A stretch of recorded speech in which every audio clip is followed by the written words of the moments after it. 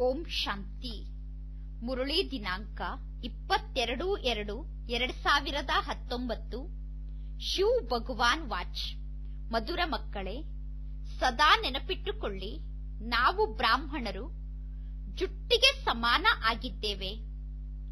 ನಾವೀಗ ಪುರುಷೋತ್ತಮರಾಗುತ್ತಿದ್ದೇವೆ ಅನ್ನುವುದನ್ನು ಸದಾ ನೆನಪಿಟ್ಟುಕೊಂಡು ಹರ್ಷಿತರಾಗಿ ಇರಬೇಕು. ತಮ್ಮ ಜೊತೆಗೆ ತಾವೇ ಮಾತನಾಡುವುದನ್ನು ಕಲಿತುಕೊಳ್ಳಿ. ಆಗ ಅಪಾರ ಖುಷಿ ಇರುತ್ತದೆ. ಪ್ರಶ್ನೆ: ಎಂತಹ ಮಕ್ಕಳು ಬಾಬಾರವರ ಆಶ್ರಯದಲ್ಲಿ ಬರುತ್ತಾರೆ? ಬಾಬಾ ಯಾರಿಗೆ ಆಶ್ರಯವನ್ನು ಕೊಡುತ್ತಾರೆ? ತಂದೆಗೆ ಎಂತಹ ಮಕ್ಕಳು ಶರಣಾಗುತ್ತಾರೆ? ತಂದೆ ಯಾರಿಗೆ ಶರಣಾಗತಿಯನ್ನು ನೀಡುತ್ತಾರೆ? ಉತ್ತರ: ಯಾರು ಸಂಪೂರ್ಣ ನಷ್ಟಮೋಹಿಗಳಾಗಿದ್ದಾರೋ ಅವರೇ ತಂದೆಗೆ ಶರಣಾಗಲು ಸಾಧ್ಯ. ಅವರೇ ತಂದೆಯ ಆಶ್ರಯವನ್ನು ಪ್ರಾಪ್ತಿ ಮಾಡಿಕೊಳ್ಳಲು ತಂದೆಯ ಬಳಿ ಬರುತ್ತಾರೆ.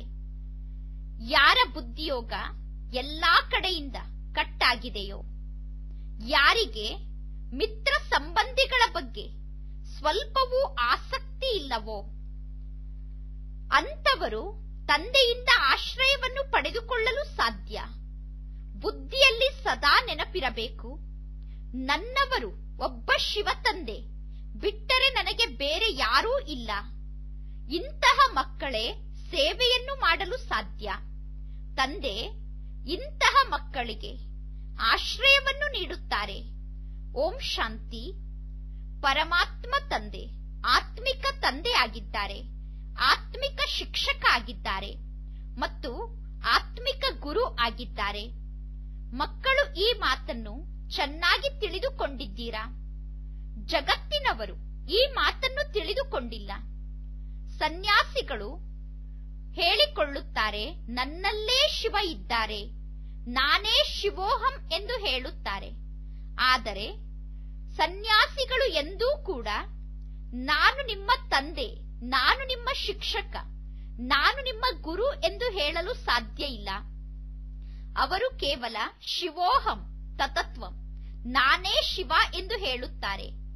ಪರಮಾತ್ಮ ಸರ್ವವ್ಯಾಪಿ ಆಗಿದ್ದಾರೆ ಎಂದು ಸನ್ಯಾಸಿಗಳು ಹೇಳುತ್ತಾರೆ. ಅಂದ ಮೇಲೆ ಪ್ರತಿಯೊಬ್ಬರೂ ಕೂಡ ತಂದೆ ಶಿಕ್ಷಕ ಗುರು ಆಗಿ ಬಿಡಬೇಕು.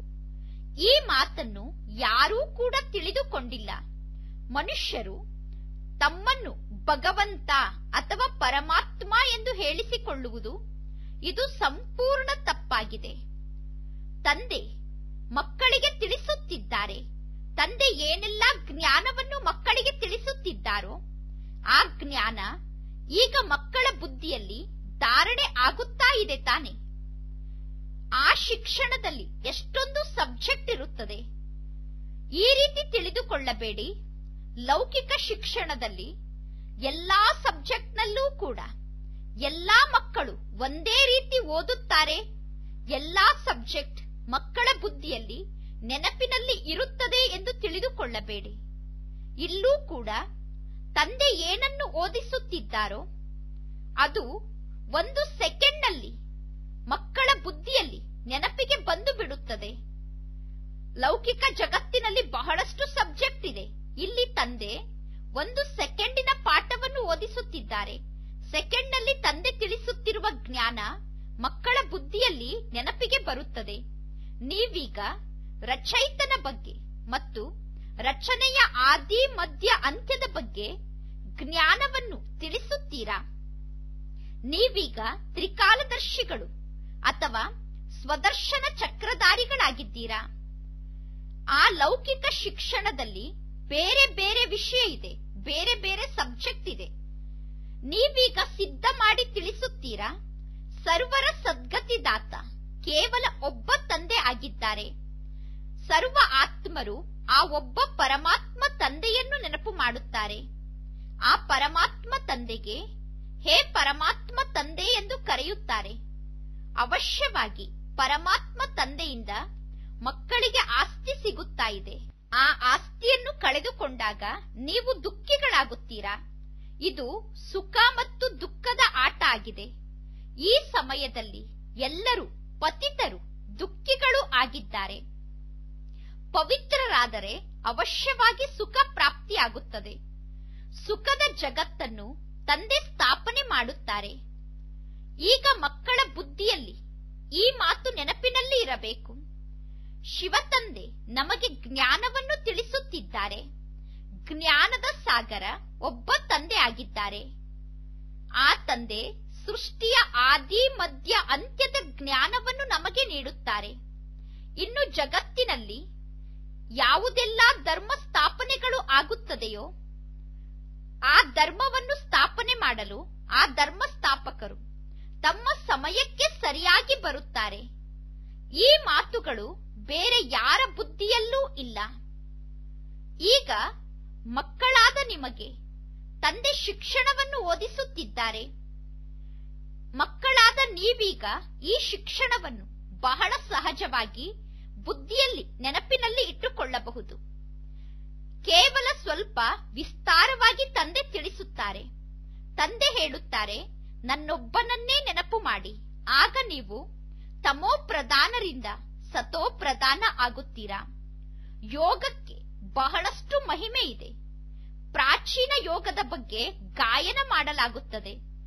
ಭಾರತದ ಪ್ರಾಚೀನ ಯೋಗದ ಬಗ್ಗೆ ಮಹಿಮೆ ಇದೆ. ಆದರೆ ಆ ಯೋಗದಿಂದ ಏನು ಲಾಭ ಪ್ರಾಪ್ತಿಯಾಗುತ್ತದೆ ಅನ್ನುವುದು ಯಾರಿಗೂ ಗೊತ್ತಿಲ್ಲ. ಇದು ಗೀತೆಯ ಅದೇ ಯೋಗ ಆಗಿದೆ. ಗೀತೆಯ ಆ ಯೋಗವನ್ನು ನಿರಾಕಾರ ಭಗವಂತ ನಮಗೆ ಕಲಿಸುತ್ತಿದ್ದಾರೆ. ಇನ್ನು ಯಾರೆಲ್ಲ ಜಗತ್ತಿನಲ್ಲಿ ಯೋಗವನ್ನು ಕಲಿಸುತ್ತಾರೋ ಅವರೆಲ್ಲರೂ ಮನುಷ್ಯರಾಗಿದ್ದಾರೆ. ದೇವತೆಗಳ ಬಳಿ ಯೋಗದ ಮಾತೇ ಇಲ್ಲ. ಜಗತ್ತಿನಲ್ಲಿ ಹಠಯೋಗವನ್ನು ಕಲಿಯುತ್ತಾರೆ. ಹಠಯೋಗವನ್ನು ಮನುಷ್ಯರೇ ಕಲಿಸುತ್ತಾರೆ. ದೇವತೆಗಳು ಯೋಗವನ್ನು ಕಲಿಯುವುದೂ ಇಲ್ಲ, ಅನ್ಯರಿಗೆ ಕಲಿಸುವುದೂ ಇಲ್ಲ. ದೈವಿ ಜಗತ್ತಿನಲ್ಲಿ ಯೋಗದ ಮಾತೇ ಇಲ್ಲ. ಯೋಗದಿಂದ ಎಲ್ಲರೂ ಪಾವನ ಆಗುತ್ತಾರೆ. ಈಗ ಯಾರು ಪಾವನ ಆಗುತ್ತಾರೋ ಅವರೇ ದೇವತೆಗಳಾಗುತ್ತಾರೆ. ಈಗ ಯೋಗವನ್ನು ಕಲಿತು ಇಲ್ಲೇ ನೀವು ಅವಶ್ಯವಾಗಿ ಪಾವನ ದೇವತೆಗಳಾಗುತ್ತಿದ್ದೀರಾ. ತಂದೆ ಬಂದಿರುವುದೇ ಸಂಗಮ ಯುಗದಲ್ಲಿ. ಹೊಸ ಜಗತ್ತನ್ನು ಸ್ಥಾಪನೆ ಮಾಡುವುದಕ್ಕೋಸ್ಕರ ತಂದೆ ಬಂದಿದ್ದಾರೆ. ಈಗ ಈ ಹಳೆಯ ಜಗತ್ತು ಹೊಸ ಜಗತ್ತಾಗಿ ಬದಲಾಗುತ್ತಾ ಇದೆ. ಈ ಜ್ಞಾನದ ಮಾತನ್ನು ಅನ್ಯರಿಗೆ ತಿಳಿಸುವುದೂ ಕೂಡ ಬಹಳ ಅದ್ಭುತ ಆಗಿದೆ. ಈಗ ನಾವು ಬ್ರಾಹ್ಮಣರು ಜುಟ್ಟಿಗೆ ಸಮಾನ ಆಗಿದ್ದೇವೆ. ಸತ್ಯುಗ ಮತ್ತು ಕಲಿಯುಗದ ಮಧ್ಯದಲ್ಲಿ ಸಂಗಮ ಯುಗದಲ್ಲಿ ಜುಟ್ಟಿಗೆ ಸಮಾನರಾದ ನಾವು ಬ್ರಾಹ್ಮಣರಿದ್ದೇವೆ. ಇದಕ್ಕೆ ಸಂಗಮ ಯುಗ ಎಂದು ಕರೆಯಲಾಗುತ್ತದೆ. ಈಗ ನೀವು ಪುರುಷೋತ್ತಮರಾಗುತ್ತಿದ್ದೀರಾ. ಈಗ ಮಕ್ಕಳ ಬುದ್ಧಿಯಲ್ಲಿ ಸದಾ ಈ ಮಾತು ನೆನಪಿರಬೇಕು.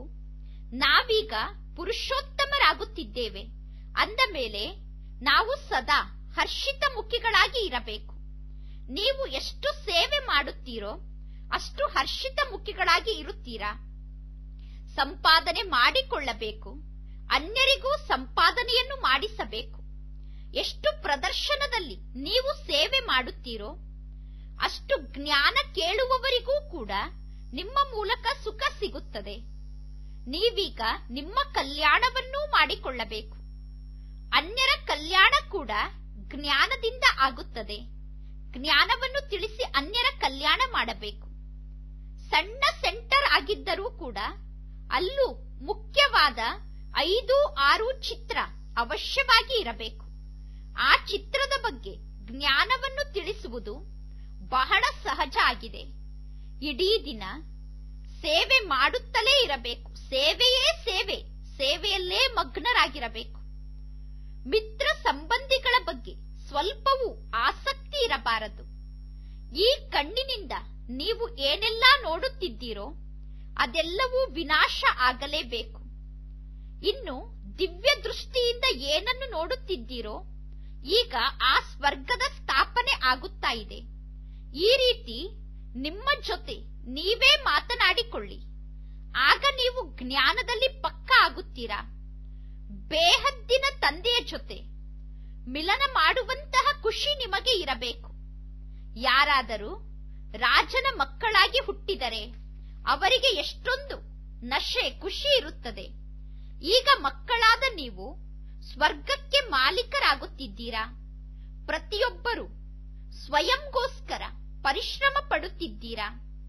ತಂದೆ ಕೇವಲ ನಮಗೆ ಇಷ್ಟನ್ನೇ ತಿಳಿಸುತ್ತಾರೆ, ಕಾಮಚಿತೆಯ ಮೇಲೆ ಕುಳಿತು ನೀವು ಕಪ್ಪಾಗಿದ್ದೀರಾ. ಈಗ ಜ್ಞಾನದ ಚಿತೆಯ ಮೇಲೆ ಕುಳಿತುಕೊಳ್ಳಿ, ಆಗ ಸುಂದರ ಆಗುತ್ತೀರಾ. ಬುದ್ಧಿಯಲ್ಲಿ ಜ್ಞಾನದ ಚಿಂತನೆ ನಡೆಯುತ್ತಿರಬೇಕು. ಬಲೆ ನೀವು ಆಫೀಸ್ನಲ್ಲಿ ಕೆಲಸ ಮಾಡುತ್ತಾ ಇರಿ, ಜೊತೆಗೆ ಯೋಗವನ್ನೂ ಕೂಡ ಮಾಡುತ್ತಾ ಇರಿ. ಈ ರೀತಿ ಹೇಳಬಾರದು, ಯೋಗ ಮಾಡಲು ನನಗೆ ಸಮಯ ಇಲ್ಲ ಎಂದು.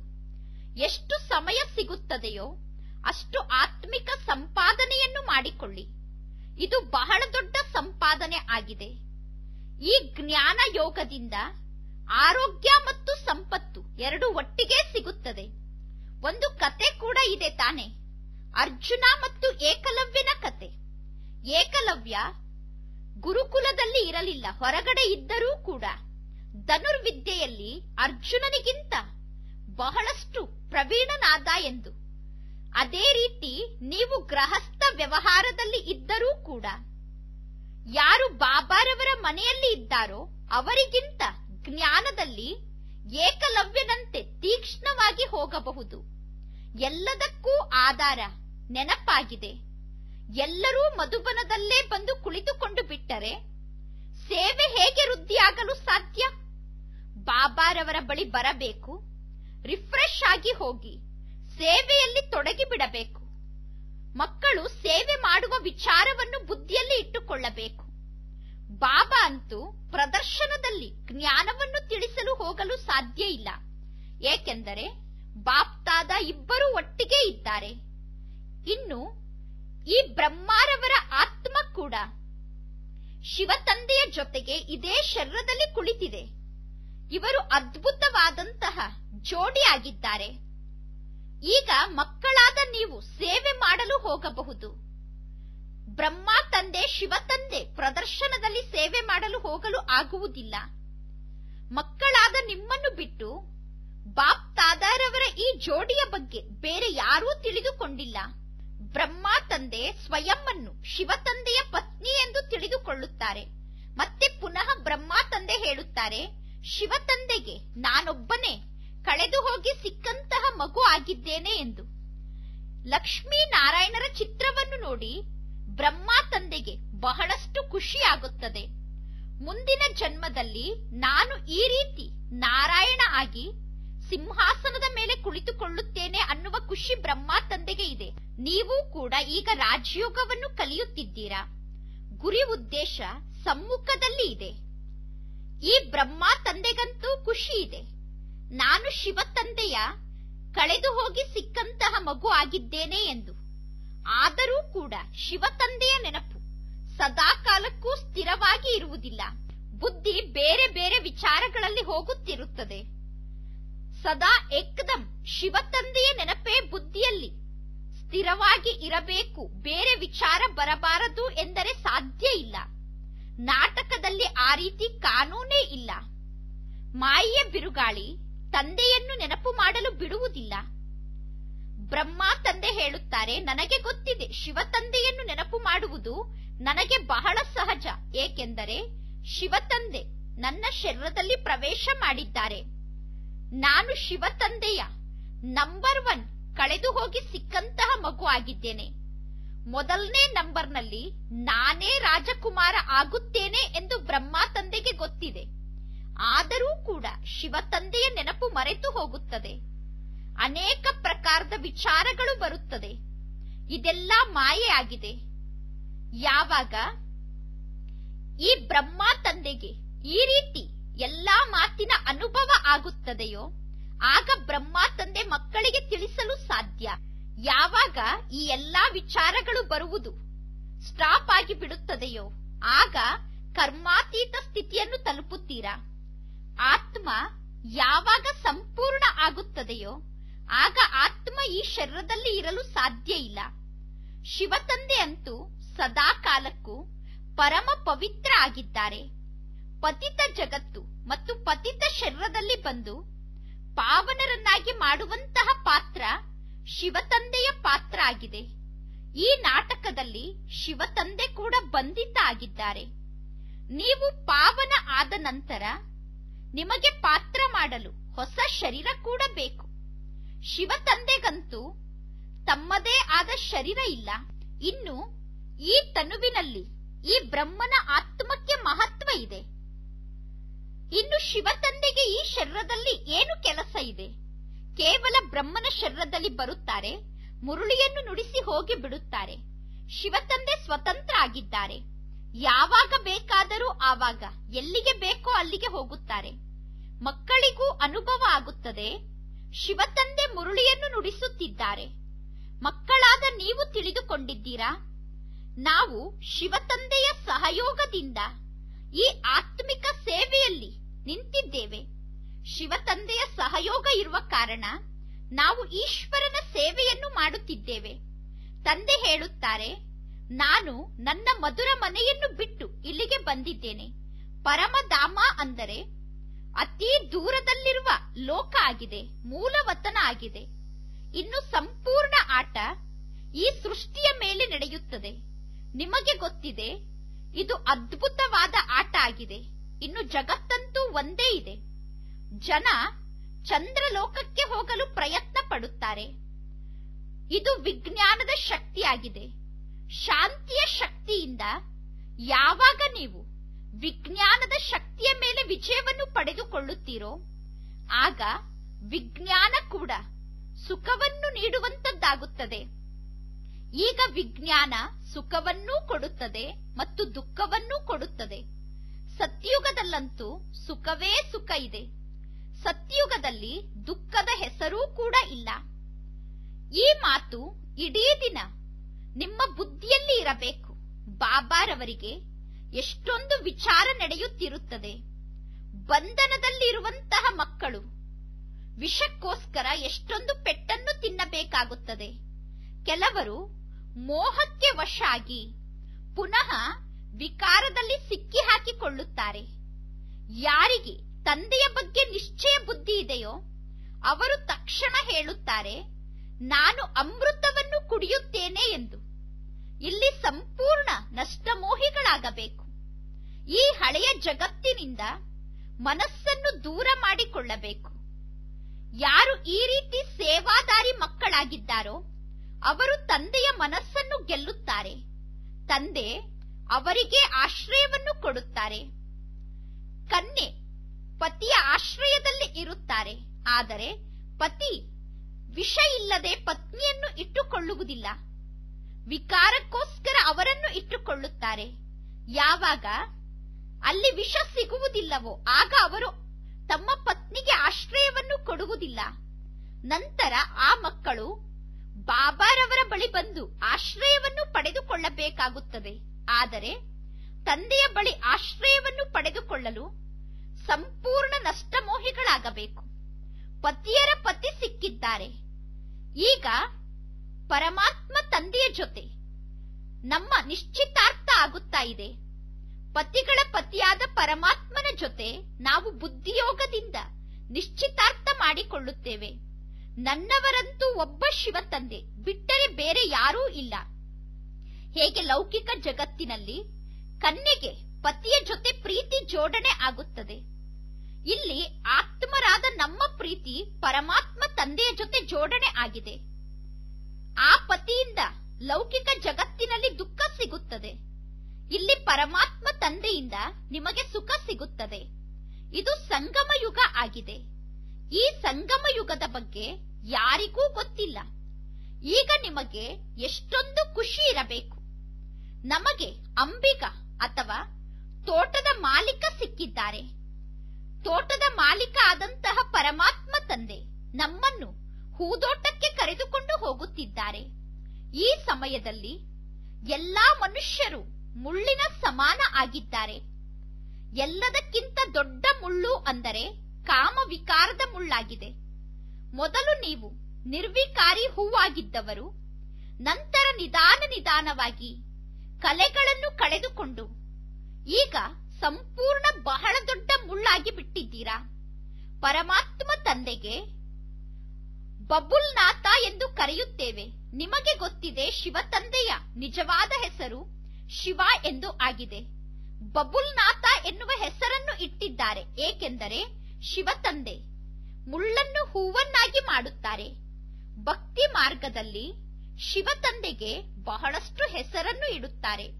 ವಾಸ್ತವದಲ್ಲಿ ಶಿವತಂದೆಗೆ ಇರುವುದು ಒಂದೇ ಹೆಸರು, ಅದು ಶಿವ ಆಗಿದೆ. ರುದ್ರಜ್ಞಾನ ಯಜ್ಞ ಅಥವಾ ಶಿವಜ್ಞಾನ ಯಜ್ಞ ಮಾತಂತೂ ಒಂದೇ ಆಗಿದೆ.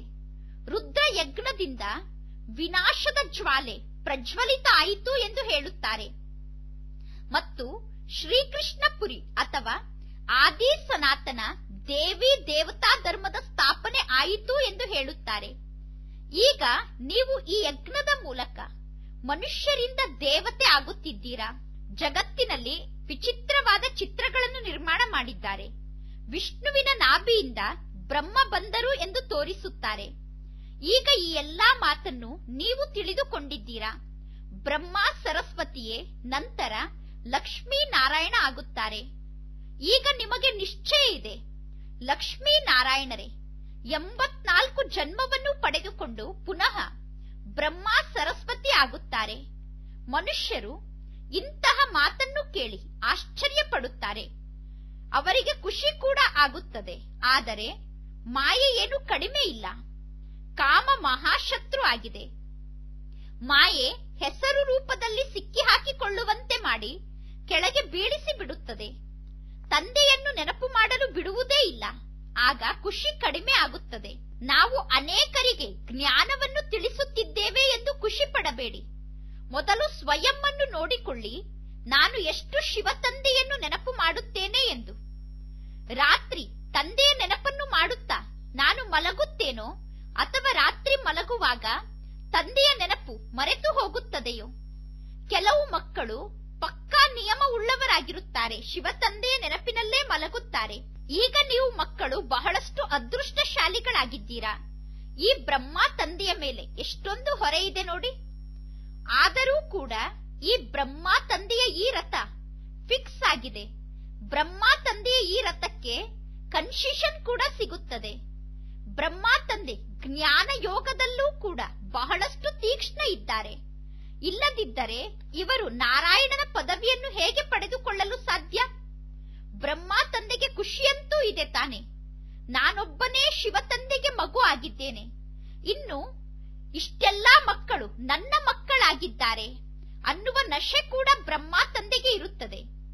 ಸದಾ ಇದೇ ನಶೆಯಲ್ಲಿ ಇರಬೇಕು. ಆದರೆ ಮಾಯೆ ಕೂಡ ವಿಘ್ನವನ್ನು ಹಾಕುತ್ತಿರುತ್ತದೆ. ಮಕ್ಕಳಿಗೂ ಮಾಯೆಯ ವಿಘ್ನ ಬರುತ್ತಿರುತ್ತದೆ. ಕರ್ಮಾತೀತ ಸ್ಥಿತಿಯನ್ನು ಅಂತ್ಯದಲ್ಲಿ ತಲುಪುತ್ತೀರಾ.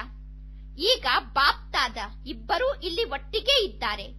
ತಂದೆ ಹೇಳುತ್ತಾರೆ, ಮಧುರಾತಿ ಮಧುರ ಮಕ್ಕಳೇ, ತಂದೆಯಾದ ನಾನು ಪ್ರೀತಿಯ ಸಾಗರ ಆಗಿದ್ದೇನೆ.